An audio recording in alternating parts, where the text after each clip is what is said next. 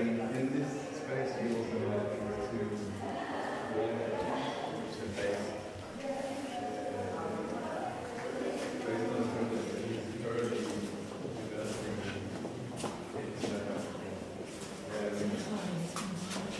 It's a project where he went on playing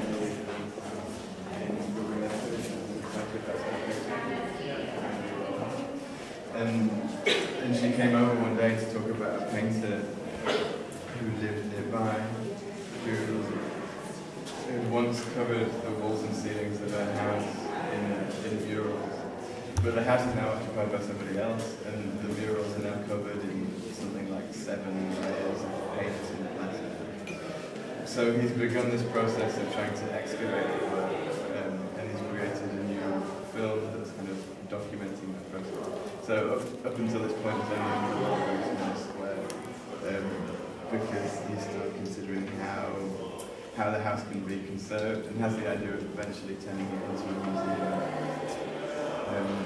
But this process of kind of digging beneath the surface of the walls and the ceilings, he wanted to, I don't know, bring somehow to Gasworks.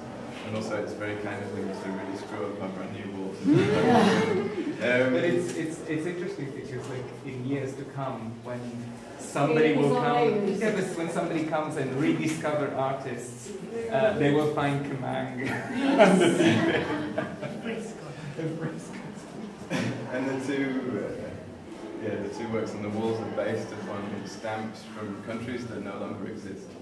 And this also relates back to the thing I mentioned before about amnesia, because along with this letter writing to the Nobel Foundation, a couple of years ago, Kemang also sent a letter to a Japanese artist called Miyako Shiomi, who was heavily involved in fluxus, who had a piece called Falling Events in the Spatial Garden. That was a kind of invited proposals from other artists who writing to suggest falling events to be included within the umbrella framework. But the deadline for submissions was in the late 60s.